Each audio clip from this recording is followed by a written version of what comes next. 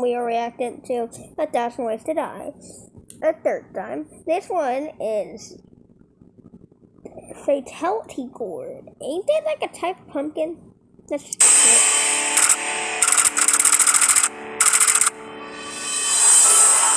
When fall rolls around, what comes to mind? Leaves changing color, Thanksgiving, and of course, pumpkin chunkin'. That sound!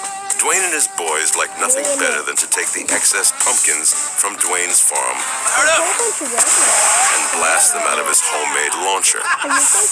A pumpkin cannon consists of a barrel where you put the pumpkin in and some sort of expanding gas. What these guys did that was extremely dangerous is they filled the barrel with a compressed flammable gas, ignited it, and had it explosively expand down the barrel, pushing anything in front of it at super high velocity. You're pushing a 10-pound pumpkin at about 400 to 500 miles per hour and up to a mile. So when those things hit anything, they just destroy whatever's in their path. Dwayne and his redneck friends were too drunk to notice the guy out in the field stealing his pumpkins. Don't care about Halloween Discord. Luther was a lowlife from the next county over. Every fall, he would make some extra cash by sneaking onto farms, loading up his truck with stolen pumpkins, and selling them to the dumb city folk. I thought I $20. that. This time, Luther picked the wrong farm to pick pumpkins. Picked the wrong school. Gas-fueled pumpkin launchers are extremely dangerous. They've been known to explode and kill their users. Luther stood up to make his escape. The lit torch was put to the launcher. And Luther took a 100-mile-an-hour pumpkin right to the heart. The pumpkin was going 100 miles an hour, and it struck the person's chest with the stem entering the man's chest wall, through his rib cage, into his heart. His heart exploded, and they died instantly. Dwayne and his buds were just a bunch of good old boys getting some yucks. Luther was just a bad boy making some illegal bucks. When Luther met Dwayne, it gave us a good idea for a new show. 1,000 Ways to Pie. What?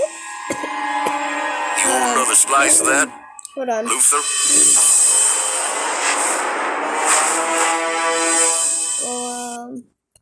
I'm afraid.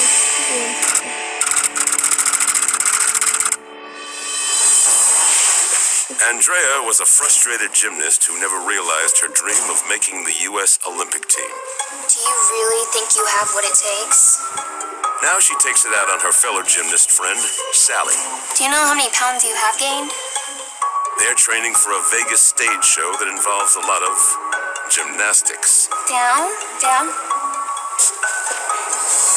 The girls in women's gymnastics can be completely cutthroat. Everybody thinks they're the cute little girls and everything's beautiful and pretty. It is not that way at all. It can get downright vicious. Hey ladies, we ain't quite open yet. Need another 10 minutes till it's set up. We have to use this right now. Andrea wasn't about to let anyone come between her and her goals. See me that one. It was Vegas or bust. Try keeping your feet together next time. When they hit the trampoline, Andrea launched into a full-bore PMS bitch-a-thon. Why don't you actually try this time? You want to see how to be a real gymnast? Watch me. This is how to do it. And then she stuck her landing. Oh, yeah, she didn't stick her landing, right? She should have listened to the maintenance man. He hadn't finished setting up the uneven parallel bars. This is how you do it. Andrea came down on it with enough force to run the metal pole deep into her body. The metal pipe went through her recto-uterine pouch. And And what that is, that's an area between the rectum and the uterus. Blunt force trauma like this can cause severe perforation of the internal organs, resulting in severe bleeding and hemorrhaging, which can't be stopped. And the person would lose consciousness, pass out, heart would stop, and they'd die. And this could take seconds. Andrea was a bitter gymnast who took out her frustrations on her friend. Why don't you actually try this time? If Sally was a little meaner, This is how you do it.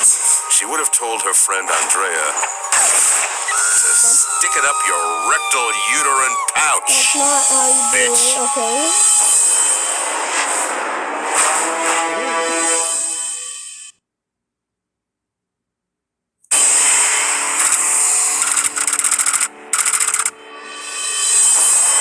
Is it me or did everything China go has a wrong? population of 1.4 billion. Do you ever wonder what they do with all their dead bodies? They burn them. In China, cremation is mandatory. Chung Li was the boss at one of the state-run crematoriums.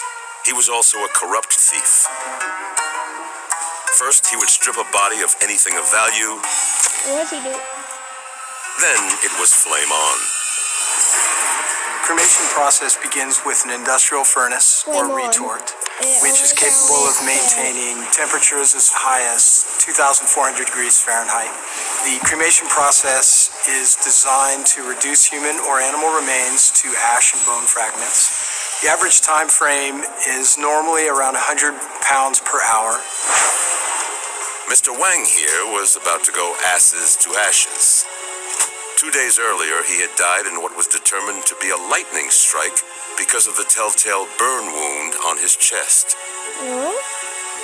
The hole in Wang's chest was far less interesting than the treasure in his mouth. What's going on here? But when Mr. Chung finally put the flames to dead man Wang, he got a mouthful. And then some. An autopsy would have uncovered the real cause of Wang's death, and it was not lightning. He was hit by a piece of a weather rocket that was launched in response to a months-long drought. The explosive canister that disperses rain-inducing silver iodide failed to detonate. Instead, it came hurtling back down to Earth and embedded itself in Wang's chest. Unbeknownst to Chung, the explosive charge was now buried What's deep next? in Wang's How chest. dropping on someone As soon as the who crematorium actually chamber doesn't have flamed on, the detonator heated up and exploded. The force of the blast blew the metal door off its hinges, severing Chung's head. Yeah. If Chung had any sense, Oh, boy. he would have remembered the ancient Chinese proverb, have greedy heart, lose greedy head. Now, leave some people in here like they deserve it. I wonder what type of people deserve it. I think I've seen this on my friends. Okay, Thousand Ways fans, let's play a game. We'll pretend for a moment that you've actually spent some time reading books. Sooner or later, you would have come across the phrase, mad as a hatter. And you would have said to yourself, Self, I wonder where that phrase came from. Here to answer that question is Barnaby, a Connecticut hat maker in the late 1800s. Excuse me, sir. I need to have my hat refitted. Do you do that?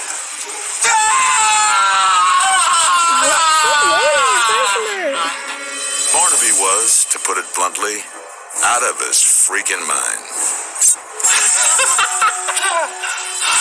This was a time when everyone wore hats, and hat makers were in big demand.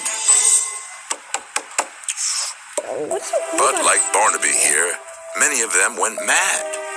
It was a medical mystery that wasn't solved until decades later. Swine! Out! Out! There's a term called Danbury Shakes, which refers to Danbury, Connecticut, which was the mega center of hat making in the United States and the world.